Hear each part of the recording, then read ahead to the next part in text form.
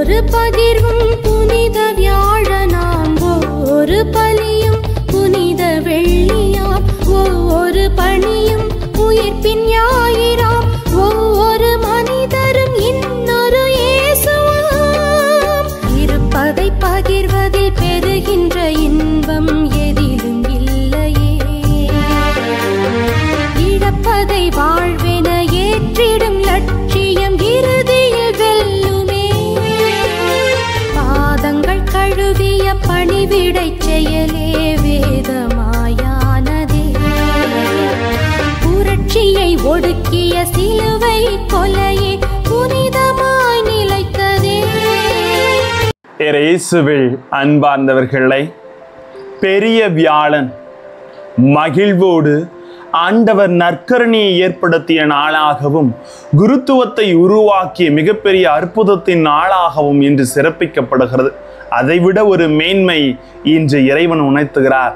அனைவருக்கும் நான் இருக்கிறேன், அனைவருக்காகவும் நான் இருக்கிறேன் என்ற ஒரு உணர்வை தனது செயல்கள் வழியாக இன்று நமக்கு கற்றுத்தருகிறார். சுயநலம் தலை தோங்கி இருக்கிற இந்த மண்ணுலகில் பொதுநலத்தோடு தன்னுயிரை பிறர்க்காக கொடுக்க இதோ நான் இருக்கிறேன், அனைவருக்கும் நான் என்ற ஒரு உறுதிப்பாட்டை அவர் கொடுத்து நம்மை ஆசீர்வதிக்கிறார். எனவே இன்றைய வார்த்தை நமக்கு சொல்லித் தருகிற இந்த உணவின் மேன்மையை பற்றி அறிந்து கொள்ளுவோம் வாங்க. Praise the Lord. இயேசுவுக்கே புகழ், இயேசுவுக்கே நன்றி.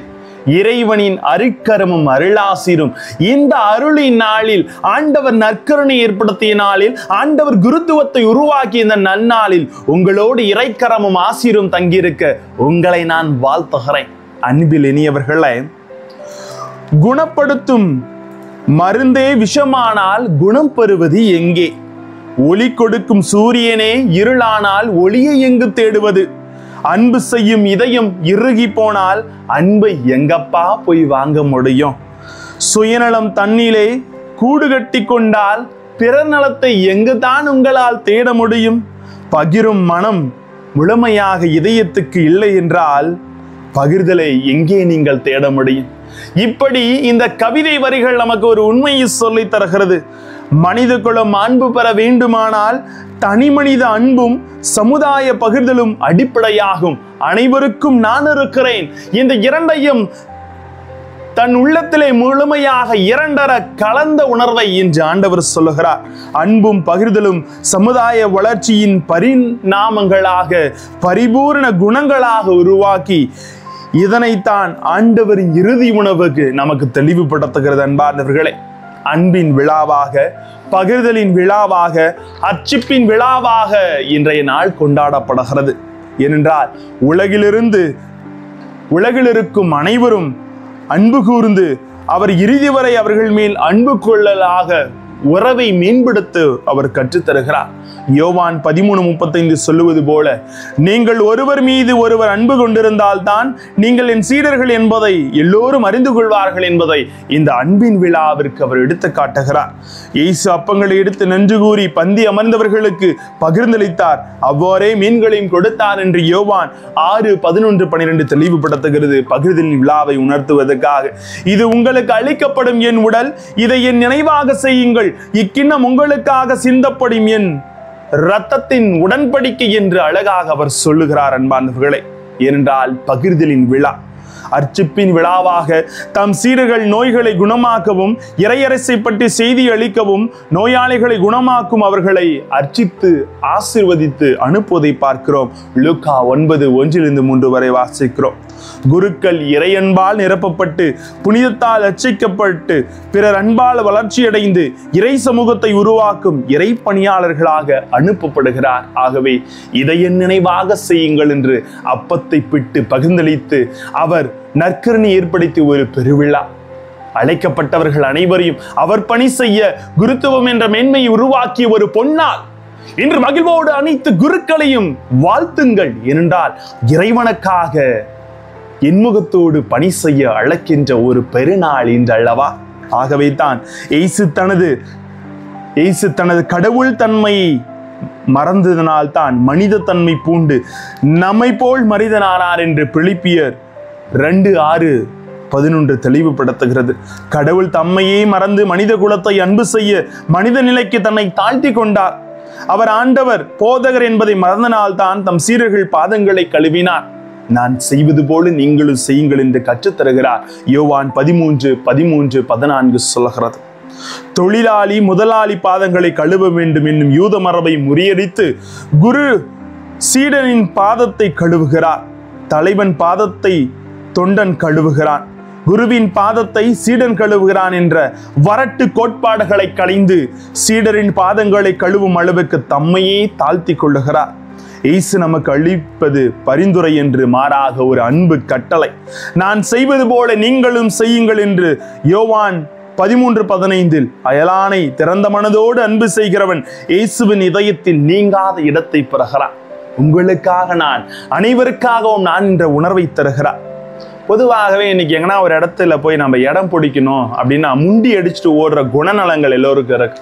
பொதுவாக பேருந்து, முக்கியமான இடம், ஒரு விழாவுக்கு போகும்போது ஒரு பேருந்து ஏற்பாடு செஞ்சுருப்பாங்க. சில நேரத்தில் புக் பண்ணி போவோம், சில நேரத்தில் கூட்ட நெரிசலை ஓடி போய் எனக்கு உனக்குன்னு பிடிப்போம். இங்கே 4 வகையான மனிதர்களை பார்க்கலாம். ஒருவர்கள் தனக்கு இடம் கிடைத்தால் போதும் என்ற சுயநல வர்க்கம் கொண்டவர்கள். இரண்டாவது, எதை பற்றியும் கவலைப்படாமல் யாருக்கும் உதவ முன்வராமல் தியாக உணர்வே இல்லாமல் இருக்கிறவர்கள். மூன்றாவது வகை, அந்த இடம் எனக்கு உனக்கு நான் அடிச்சுக்கிட்டு விட்டு கொடுக்கிற மனப்பான்மை இல்லாத வாழுகிற ஒரு மனிதர்கள். நான்காவது, தனது துன்பம் இருந்தாலும் பிறருக்கு விட்டு கொடுக்கும் மனநிலை. ஒன்று சுயநலம், ரெண்டாவது தியாக மனப்பான்மை இல்லாது, மூன்றாவது விட்டு கொடுக்கும் மனப்பான்மை இல்லாமல், நான்காவது தன் துன்பங்களை எல்லாம் ஏற்றுக்கொண்டு விட்டு கொடுக்கிற மனப்பான்மை. இந்த 4 வகை மனிதர்களை நாம் யாரை போல வாழ ஆசைப்படுகிறோம்? தான் மட்டும் வாழ நினைக்கும் மனிதர்களாகவா? மனதில் நினைப்பது மட்டும் செயல்பாடு இல்லாத மனிதர்கள். ஓகே, ஹெல்ப் பண்ணலாம் நினைப்பாங்க, ஆனால் செயல்பாட்டுக்கு வர மாட்டாங்க. எவருக்கும் பயனில்லாமல் சண்டை போட்டுக்கொண்டு பிறரை துன்புறுத்துகிற மனிதர்களா? மனதளவில் நினைத்ததை தியாக மனதோடு செயல்படுத்தும் மனிதர்களா? நாம் எந்த நிலையில் இருக்கிறோம்? இறைமகன் இறுதி வரை போராடி இறுதியில் தமது உடலையும் இரத்தத்தையும் மனித குலத்துக்கு பகிர்ந்து கொடுத்து தியாகம் செய்தது போல நாமும் மனதளவில் நினைப்பது மட்டுமன்று செயலாக்கம் பெறும்போது இயேசுவின் அன்பை, பகிர்வை, தியாகத்தை பகிர்ந்து கொள்ளுகிறோம். பணிவிடை பெற என்று பணிவிடை புரிய வந்தேன் என்று மார்க்கு நற்செய்தி 10:45 சொல்லுகிறார். ஒருவரை அன்பு செய்யுங்கள் என்று யோவான் 10:34 எடுத்துரைக்கிறார். நான் உங்கள் பாதங்களை கழுவது போல நீங்களும் செய்யுங்கள் என்று கட்டளை, அன்பு கட்டளை பிறக்கிறார். மனிதன் மனம் சுயநலம் இல்லாமல் தனக்கு மட்டும்தான் என்ற சூழலை கடந்து பிறருக்காக வாழவும், மற்றவரை அன்பு செய்யவும், அயலானுக்காக தம்மையை தாழ்த்தி கொள்ளவும் இந்த இறைவார்த்தைகள் நம்மை முழுமையாக அழைப்பு விடுக்கிறது. அன்பார்ந்தவர்களே, இயேசு குருத்துவத்தை ஏற்படுத்தியது நோக்கம் அவரின் குருத்துவத்தில் பங்கு கொள்ளும் ஒவ்வொரும் இறைப்பணியாளரும் தங்களின் பணித்தலங்களின் இயேசுவின் சொல், செயல், சிந்தனைகளை தமதாக்கி கொண்டு இறையரசின் கனவுகளை நினைவாக்க இறுதி வரை அர்ப்பணிக்க வேண்டும் என்பதுதான். உடலை முழுமையாக நாம் உண்ணுகிற பொழுது உணவு உடலை மட்டும் வளர்ப்பதில்லை, மாறாக உறவையும் வளர்க்கிறது. ஒன்று சேர்ந்து விருந்துண்பதில் அன்புறவும், தோழமையும், சமத்துவமும், சகோதரத்துவமும், மனிதனையும் மனம் வீசுகிறது என்று சொல்லுகிறார். ஆகவே தான் இயேசு பாவிகளோடு உணவு உண்டார், இயேசு வரி வாங்குபவர்களோடு உணவு உண்டார், அப்பத்தையும் மீனையும் பகிர்ந்து கொடுக்கிறார், அனைத்தையும் பொதுவாக கொண்டு தேவைக்கேற்ப பகிர்ந்து கொள்ளுங்கள் என்று அப்போஸ்தலர் பணிகள் நூலில் அழகாக சொல்லப்படுகிறது. எனவே பகிர்தலை பற்றி பழைய ஏற்பாடு சிறப்பாக சொல்லுகிறது. தனது கூடாரத்துக்கு வந்த மூவரும் அப்பம் கொடுத்து ஆபிரகாம் நிறைவான ஆசிரியை பெற்று அனுப்பியது போல, தாவீது அவர்களோடு இருந்தவர்களுக்கு ஆலயத்தில் இருந்த அப்பங்களை பகிர்ந்து கொண்டது போல, பகிர்தலின் உச்சக்கட்டமான பந்தியமர்தலின் வெளிப்பாடாக முழுமையாக கொடுக்க முடிவெடுக்க வேண்டும். எனவே அன்பு சீடர்களோடு சேர்ந்து பாஸ்கா விருந்துண்டார். தமது உடலையும் இரத்தத்தையும் உறவை வளர்க்கும் உணவாக, முடிவில்லாத வாழ்வை அளிக்கும் விருந்தாக தந்துள்ளார். ஒரே அப்பத்தினாலும் ஒரே கிண்ணத்தினாலும் பங்கு பெறுவோர் கிறிஸ்துவுக்குள் ஓருளட ஆகுகின்றனர். அனைவரும் அன்பினாலும் பகிர்வினாலும் பாசத்தினாலும் இணைப்படுகின்றனர். புனித பவுலடியார் அழகாக சொல்லுகிறார் அல்லவா, நாம் பலராயினும் ஒரே உடலாய் இருக்கிறோம், ஏனெனில் நாம் அனைவரும் அந்த அப்பத்தினால் தான் பங்கு கொள்ளுகிறோம் என்கிறார் 1 கொரிந்தியர் 10:17. ஒரே அப்பத்தில் பங்கு கொள்ளுதல் உறவின் சங்கமத்தை கட்டி எழுப்புகிறது. உலக மக்கள் அனைவரும் உடன்பிறப்புகளாக இறைவனின் படைப்பில் வேறுபாடு அகன்ற பிள்ளைகளாக, மாண்புடையவர்களாக, மதிப்புக்குரியவர்களாக, மாற்று சிந்தனை பெற்றவர்களாக வாழ அழைப்பு விடுக்கிறோம். அனைவருக்கும் நான் இன்று நம்மை அழைப்பு விடுக்கிறார். சில இடங்களில் இன்று பகிர்தல் இல்லாமல் பட்டினி கிடக்கிறார்கள். கவிஞன் சொல்லுகிறான், சில இடங்களில் சோறு பட்டினி கிடக்கிறது, பல இடங்களில் வயிறு பட்டினி கிடக்கிறது. இதற்கு அடிப்படை காரணம் பகிர்தல் மனித இதயத்துக்கு இல்லாமல் போனதுதான். ஒரு ஏழையின் வேண்டுகோளாக இறைவன் இன்று நமக்கு விடுக்கிறார். இறைவா, என்னை பணக்காரனாக மாற்றிவிட்டாலும் பரவாயில்லை, மாற்றாவிட்டாலும் பரவாயில்லை, பைத்தியக்காரனாக மாற்று. சிரித்து பல நாட்கள் ஆயிற்று, பணக்காரன் ஜீரணிக்க மாத்திரை சாப்பிடுகிறான், நான் பசிக்க மாத்திரையை தேடிக்கொண்டிருக்கிறேன், பசி வராமல் இருக்க என்று.